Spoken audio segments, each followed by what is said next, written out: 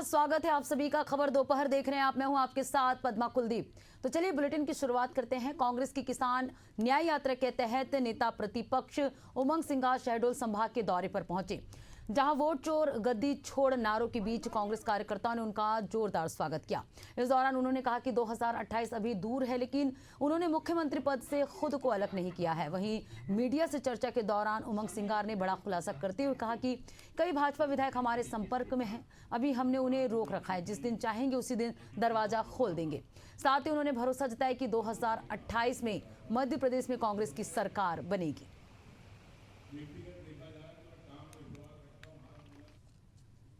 सरकार बनेगी 2028 में, कांग्रेस की सरकार बनेगी और कई लोग संपर्क में। ये तो मैं समझता हूं कि हम तो उनका इंतजार रोक रखा है, नहीं तो जिस दिन चाहेंगे उस दिन दरवाजे खोल देंगे।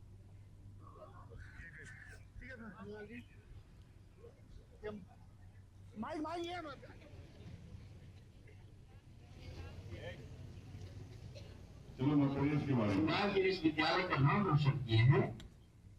सभी स्टूडेंट्स की चाहते हैं कि इसी तरीके से आप। और चलिए इस बीच उन्नाव से बड़ी खबर सामने आ रही। बीजेपी सांसद साक्षी महाराज पर अभद्र टिप्पणी। फेसबुक पोस्ट कर युवक ने अभद्र टिप्पणी की है। जातीय वोट का लाभ लेने जीतने के बाद कोई मदद न करने का आरोप लगाया है। बिहार थाना क्षेत्र के संगन खेड़ा का ये पूरा मामला है। उन्नाव से ये बड़ी खबर आपको बता रहे हैं। उन्नाव से बड़ी खबर, बीजेपी सांसद साक्षी महाराज पर अभद्र टिप्पणी की गई है। फेसबुक पोस्ट कर अभद्र टिप्पणी की गई है। जातीय वोट का लाभ देने जीतने के बाद कोई मदद ना करने का आरोप लगाया है।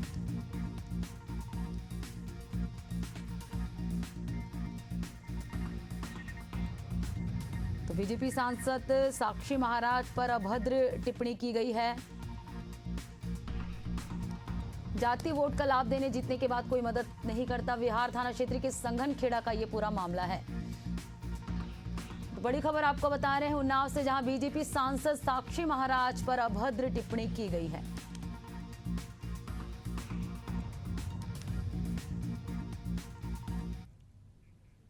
और चलिए बात करेंगे अगली खबर की। आबकारी मंत्री लखनलाल देवांगन मनेंद्रगढ़ के दौरे पर पहुंचे, जहां उनके एक बयान से प्रदेश में सियासत शुरू हो गई है। इस दौरान आबकारी मंत्री ने प्रीमियम शराब दुकान खोले जाने के सवाल पर कहा कि अच्छी दुकान खुलेगी तो शौकीन लोग अच्छे से जाएंगे। इस पर कांग्रेस के पूर्व विधायक गुलाब कमरो ने तीखी प्रतिक्रिया दी है। पूर्व विधायक ने कहा कि भाजपा की कथनी और करनी में फर्क है। छत्तीसगढ़ अब अपराध का गढ़ बन गया है। सरकार अपराध कम करने की बजाय शराब दुकान की संख्या बढ़ाने में लगी है। पहले बार मैंने प्रदेश स्तरीय अधिकारियों को बैठक लिया था। अब मैंने स्पष्ट शब्दों में कह दिया है कि बाहर के कोई भी प्रदेश के बॉर्डर के प्रदेश की शराब छत्तीसगढ़ में आएगा और आप लोग उसको पकड़ नहीं पाओगे, कार्रवाई नहीं करोगे तो आप लोग के ऊपर कार्रवाई। देखिए, भारतीय जनता पार्टी की सरकार में इनकी कथनी और करनी में अंतर है। आपको बताना चाहूंगा, जब हमारी सरकार थी तो आप देखेंगे मेरे कार्यालय में जाके जिस तरह से महिला मोर्चा के पदाधिकारियों ने वहां पर बोतल लेके प्रदर्शन की थी, मेरे फोटो पर कॉलिंग होती थी। जब भारतीय जनता पार्टी दारू बंद करने की बात करने के बाद आज जिस तरह से प्रीमियम दुकानें खोल जा रही है, जिसको पसंदा, अब आखिर वो कौन लोग हैं, कैसे लोग हैं, चिन्हांकित कैसे होगा। और चलिए इस बीच अंबिकापुर से बड़ी खबर सामने आ रही। ईसाई धर्म सभा में बीमारी ठीक करने का मामला सामने आया है। बीमारी ठीक करने के बहाने धर्मांतरण कराने का आरोप लगा है। हिंदू संगठन की शिकायत पर पुलिस ने कार्यक्रम को बंद कराया। पास्टर और उसके 6 साथियों को थाने लेकर आई पुलिस। पास्टर और उसके साथियों से पूछताछ पुलिस कर रही है। सीतापुर नगर पंचायत क्षेत्र के उरांव पारा का ये पूरा मामला है। अंबिकापुर से ये बड़ी खबर आपको बता रहे हैं, जहां ईसाई धर्म सभा में बीमारी ठीक करने का मामला सामने आया है। बीमारी ठीक करने के बहाने धर्मांतरण कराने का आरोप लगा है। हिंदू संगठन की शिकायत पर पुलिस ने कार्यक्रम को बंद कराया। पास्टर और उसके 6 साथियों को पुलिस लेके आई थाने। पास्टर और उसके साथियों से पूछताछ कर रही है पुलिस। तो पूरा मामला उराव पारा का है। ईसाई धर्म सभा में बीमारी ठीक करने का मामला सामने आया है। बीमारी ठीक करने के बहाने धर्मांतरण कराने का आरोप लगा है। हिंदू संगठन की शिकायत पर पुलिस ने कार्यक्रम को बंद करवाया।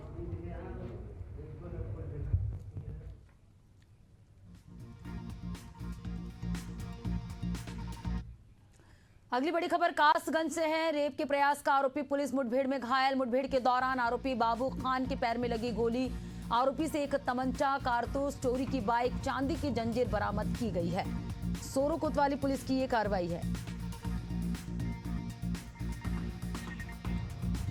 कासगंज से तस्वीरें सामने, जहां आरोपी के पैर पर गोली लगी है। मुठभेड़ के दौरान रेप के प्रयास का आरोपी पुलिस मुठभेड़ में घायल हुआ है। मुठभेड़ के दौरान आरोपी बाबू खान के पैर में गोली लगी है।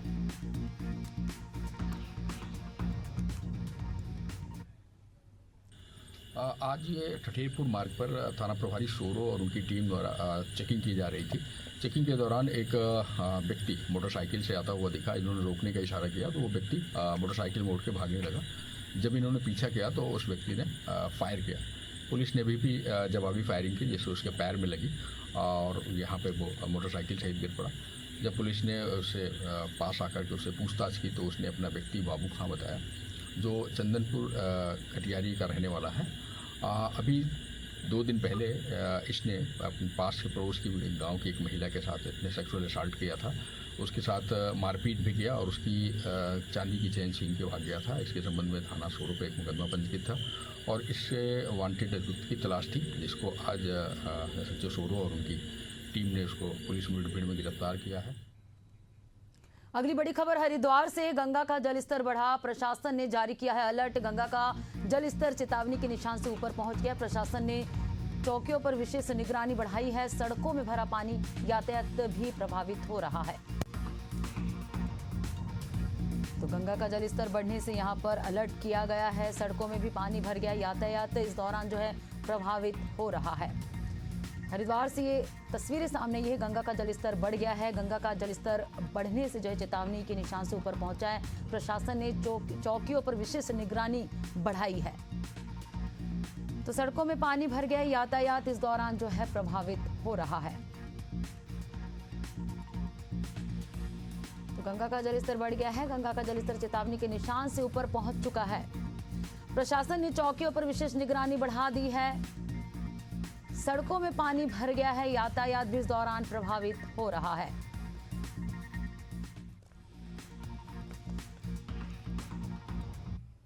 उत्तराखंड में मानसून कहर बनकर बरस रहा है। लगातार हो रही बारिश ने लोगों का जनजीवन अस्त व्यस्त कर दिया है। भारी बारिश की वजह से नदियां इन दिनों उफान पर है। पहले देहरादून में सौंग नदी और अब ऋषिकेश में चंद्रभागा नदी अपना रौद्र रूप दिखा रही है। चंद्रभागा नदी इस कदर उफान पर रही है कि पानी हाईवे तक आ गया है। सड़क पूरी तरह जलमग्न हो गई है। उफनती नदी में 3 लोग फंस गए थे। SDRF की टीम ने मुस्तैदी दिखाते हुए फंसे हुए लोगों को रेस्क्यू कर लिया है।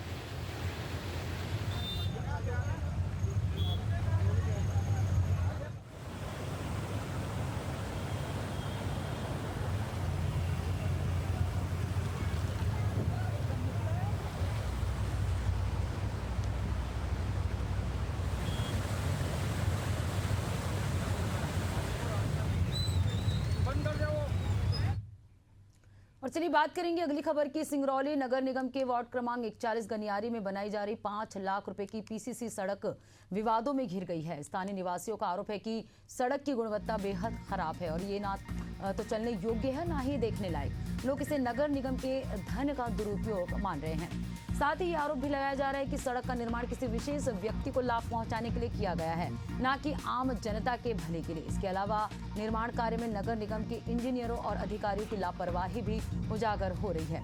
इस मुद्दे पर ठेकेदार का कहना था कि उसे इस बात की जानकारी नहीं थी कि सड़क घटिया बन रही है। ये स्थिति अधिकारियों और ठेकेदार की कार्य प्रणाली पर गंभीर सवाल उठती है।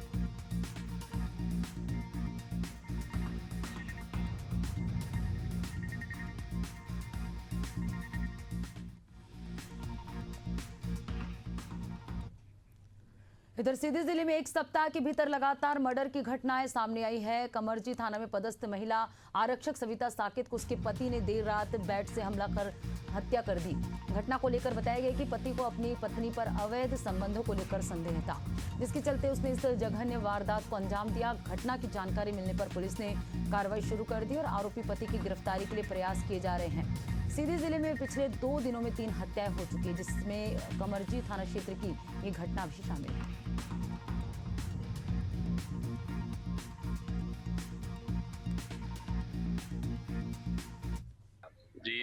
सविता साकेत हेड कांस्टेबल हैं, कमरजी में पदस्थ थी और यहाँ पुलिस लाइन में उनका निवास था। अपने पति के साथ रहती थी, बच्चे उनके बाहर रहते थे। और कल ये सूचना प्राप्त हुई थी कि उनके पति जो हैं वीरेंद्र, उनके द्वारा मारपीट की गई उनके साथ और ये हत्या की घटना कारित करके वो फरार हो गए। अब पुलिस तत्काल मौके पर पहुंच गई थी, जो भी आवश्यक कार्रवाई पुलिस ने वहाँ करा ली थी। आरोपी की गिरफ्तारी के लिए लगातार प्रयास किए जा रहे हैं।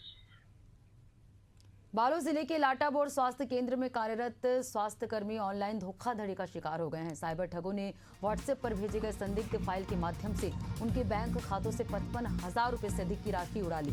ठगों ने यूपीआई के माध्यम से 2 अलग-अलग खातों में रकम ट्रांसफर की, जिसके बाद पीड़ित की शिकायत पर बालोद पुलिस ने अज्ञात आरोपियों के खिलाफ मामला दर्ज कर जाँच शुरू कर दी है। फिलहाल पुलिस मामले की जाँच कर रही है।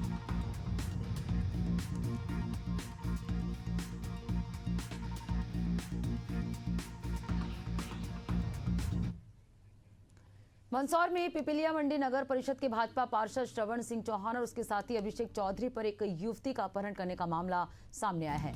आरोपी की दोनों ने युवती को जबरन गाड़ी में बैठाकर पिपलिया मंडी की ओर ले जाने का प्रयास किया। पुलिस की चेकिंग में आरोपी को रोका गया और युवती को सकुशल बरामद कर लिया गया। पुलिस ने आरोपियों के खिलाफ अपहरण और मारपीट का मामला दर्ज किया है, लेकिन फिलहाल आरोपी फरार है।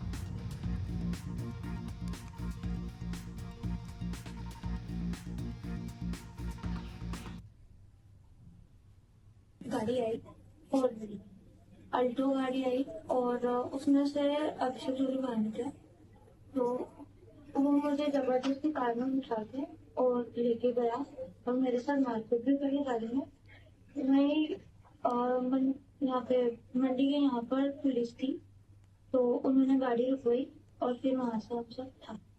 आज दिन में एक सूचना मिली थी कि पीजी कॉलेज के सामने से 2 युवक एक कार में, एक युवती जो पिपलिया मंडी थाना क्षेत्र की रहने वाली है, 22 वर्ष की है, उसको जबरदस्ती बिठाकर ले जा रहे थे, अपहरण करके ले जा रहे थे, जिसको पुलिस की सहायता से युवती को छुड़ाया गया है। बलौदा बाजार के ग्राम लछनपुर के शासकीय मिडिल स्कूल में मिड डे मील में कुत्तों का झूठा भोजन परोसने का मामला सामने आया था। मामले में उच्च न्यायालय के निर्देश पर प्रशासन ने 84 छात्रों के खाते में 21 लाख रुपए की मुआवजा राशि डाली। प्रत्येक छात्र को 25-25 हजार रुपए मुआवजे के रूप में दिए गए हैं। उच्च न्यायालय के चीफ जस्टिस रमेश कुमार सिन्हा और जस्टिस BD गुरु की डिवीजन बेंच ने प्रभावित बच्चों को मुआवजा देने का आदेश दिया था। ये घटना 28 जुलाई को हुई थी।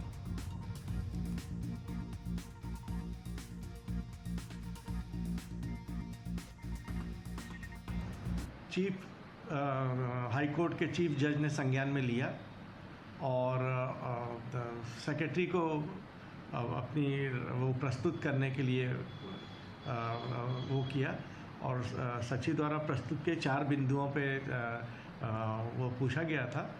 तो 4 बिंदुओं में एक मुआवजा का भी था, तो हमने उसका जवाब दिया था कि चूँकि बच्चे स्वस्थ हैं और नियमित शाला में आ रहे हैं तो मुआवजे की आवश्यकता नहीं है, लेकिन चीफ जस्टिस ने सभी बच्चों को 25-25 हज़ार मुआवजे के तौर पे देने के निर्देश दिए और चीफ जस्टिस के इस निर्देश का पालन करते हुए हमारे द्वारा सभी 84 बच्चों को उनके खाते में 25,000 की राशि दी गई।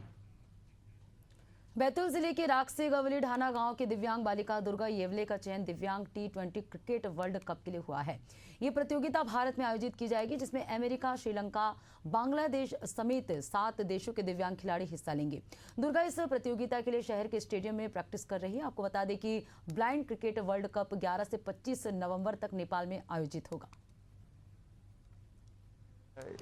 इसके लिए तो सर बहुत मेहनत करनी पड़ती है, क्योंकि सर ज़्यादा मतलब दिखता नहीं, तो उस हिसाब से फिर हमें मेहनत करनी पड़ती है। और यह है कि जो दूसरे बच्चे होते हैं, जो छोटे बच्चों को भी और लीड करता हूँ मैं, जो छोटे बच्चे आते हैं अंडर 14, अंडर 15, अंडर 18, ये सारे बच्चे भी रहते हैं, लेकिन ब्लाइंड क्रिकेट में सिर्फ एक लौती है दुर्गा येवले जो उन्हें प्रैक्टिस कराता हूँ सर बहुत ज़्यादा। सर मैंने ये 2022 से स्टार्ट किया था, महेंद्र टीम कल्याण संघ इंदौर से सर।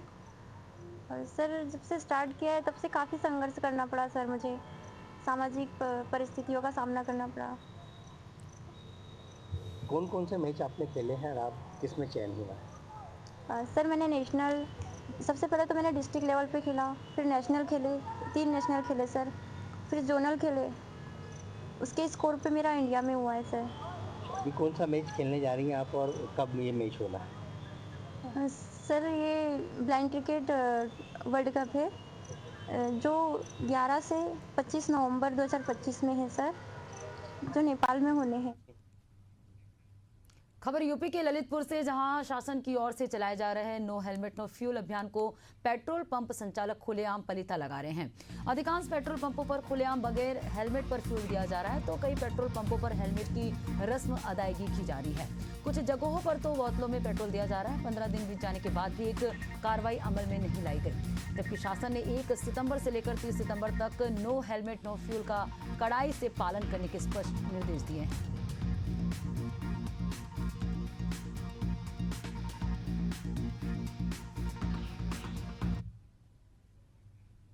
सासाराम में 20 सितंबर को कानून हलवाई अधिकार महासम्मेलन का आयोजन किया जाएगा। सासाराम के निजी परिसर में इसका आयोजन होगा। इस कार्यक्रम में मुख्य अतिथि के रूप में बिहार सरकार के पंचायती राज मंत्री केदार प्रसाद गुप्ता और विशिष्ट अतिथि के रूप में आरा के सांसद सहित MLC राधा चरण सेठ शामिल होंगे। संगठन के जिला अध्यक्ष ने बताया कि सत्ता में भागीदारी सुनिश्चित करने के उद्देश्य से ये महासम्मेलन का आयोजन किया जा रहा है।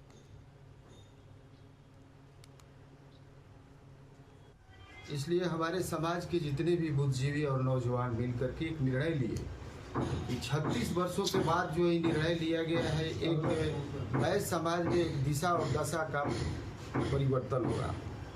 कौन कौन लोग आएंगे इस कार्यक्रम में? इस कार्यक्रम में हमारे पंचायती राज मंत्री बिहार सरकार केदार प्रसाद गुप्ता जी, माननीय आरा MLC राधा चरण सेठ जी और आरा के सांसद सुदामा प्रसाद गुप्ता जी।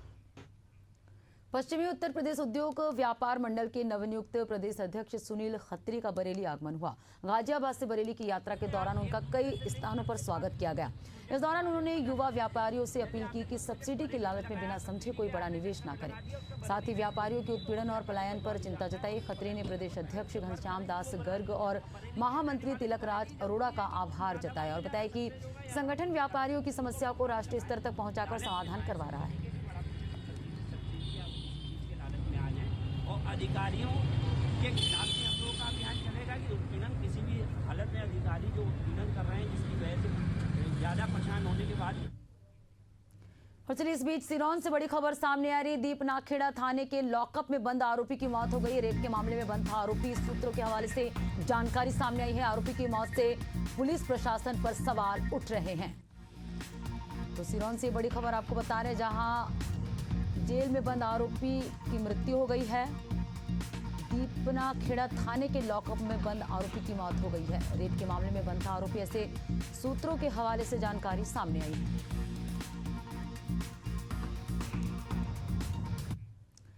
पहाड़ों की रानी मसूरी समेत कुदरत का कहर झेल रही है। देर रात से हो रही मूसलाधार बारिश ने यहां ऐसा तांडव मचाया कि सारा इलाका दहशत में है। चारों ओर पानी, मलबा, टूटी सड़कें और चीख पुकार का माहौल है। सबसे दुखद घटना झड़ी पानी शॉर्टकट रोड पर हुई, जहां देर रात एक मकान में मलबा घुस गया। इस हादसे में 2 नेपाली मूल के लोग मलबे के नीचे दब गए, जिसमें एक युवक की मौके पर ही मौत हो गई, जबकि एक व्यक्ति गंभीर रूप से घायल हुआ है, जिसका इलाज मसूरी के उपजिला चिकित्सालय में जारी है। स्थानीय पुलिस लगातार पेट्रोलिंग कर रही है ताकि फंसे हुए लोगों को सुरक्षित बाहर निकाला जा सके। वहीं मौसम विभाग ने अगले 48 घंटे तक भारी बारिश की संभावना जताई है। साथ ही लोगों से अपील भी की गई है कि वे अनावश्यक रूप से घरों से बाहर ना निकले और पहाड़ी क्षेत्रों की यात्रा फिलहाल टाल दें।